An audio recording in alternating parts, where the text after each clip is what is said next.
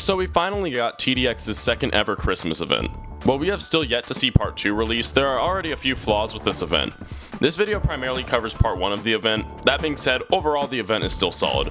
But what do I think missed the mark? Let me explain. If you haven't seen my Why Are TDX's Event Towers So Awesome and Disappointing video, then you probably don't understand why I have such an issue with the Cryo Heli. I've said it once and I'll say it again. Event towers need to have 2 paths.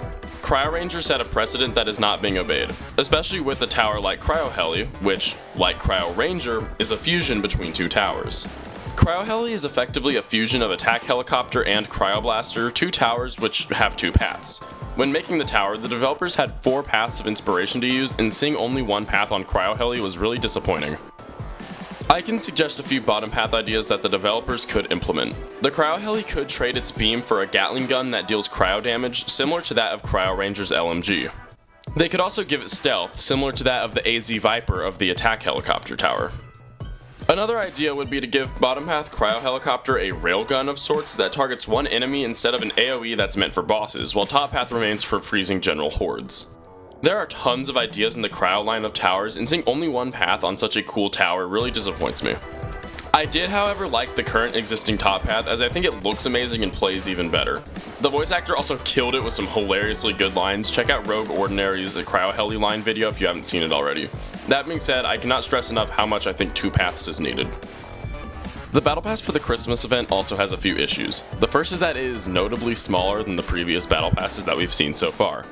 This I actually do not have a problem with, as it's a smaller and shorter event, and as such, a smaller Battle Pass is justified.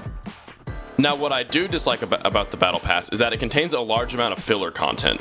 The Battle Pass is 20 tiers long, and 10 of those tiers are just power-ups, XP, and gold, items that can be easily gotten through other methods outside of the Battle Pass. That being said, 3 of the power-up tiers are now a new power-up, so it's really dependent on what you consider filler on whether or not the Battle Pass is overbloated with filler. I personally don't care much for power-ups, and so I see it more as filler, but I can totally see the Cryo Blasts being cool for some players. Finally, I have an issue with the skins.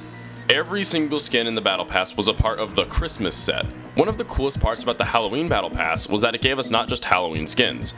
It gave us awesome skins like Plague Doctor Medic and Patriot Juggernaut, skins that players are likely to use outside of these seasons because of the theming. I believe this pass could use some more variety.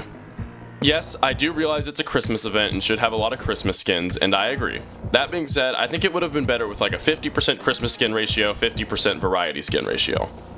My final critique is with the Icebreaker Tower.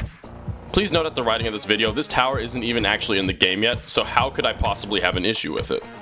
My issue is the way it's going to be obtained. John stated that our second event tower is coming on the part 2 update and will be earnable by beating both nightmare modes solo. Having to do both modes solo does not incentivize people to play the game. Casual players are not going to want to ditch their friends in favor for grinding out hard modes by themselves to beat this. I do think beating both on Nightmare is fair, as you can play with your friends or randoms in order to alleviate some of the stress of the harder difficulty, but to reiterate, forcing people to play solo is bad for both the player experience and TDX's player count. In addition, solo play will likely make players rely on preset strategies by strat makers in order to get the tower, which undermines the entire reason of making the tower hard to get via playing Nightmare solo. I cannot stress this enough. I strongly advise this is changed before the part 2 update drops. Alright, I think I've bashed the event enough for one video. I know I just explained to you a lot of problems I have with it, but I do really like this event. The gameplay is superb and some of the most fun I've had in a while, and I love the map you play on for part 1 as well. Ginger Dread is a fun boss with a lot of personality. G, Aaron, and Dev really killed it with the soundtrack. I mean, they always do. Hearing Aaron tell you that your strategy sucks after a loss is just hilarious.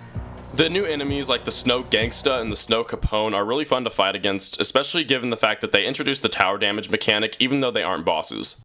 Overall, I do really like part 1, and I'd give it a 7 out of 10. I hold TDX to a very high standard, and I made this video as a few pointers to the developers on what could be improved in the future. Thank you all so much for watching. Make stuff you're proud of. Peace and love. Bye-bye.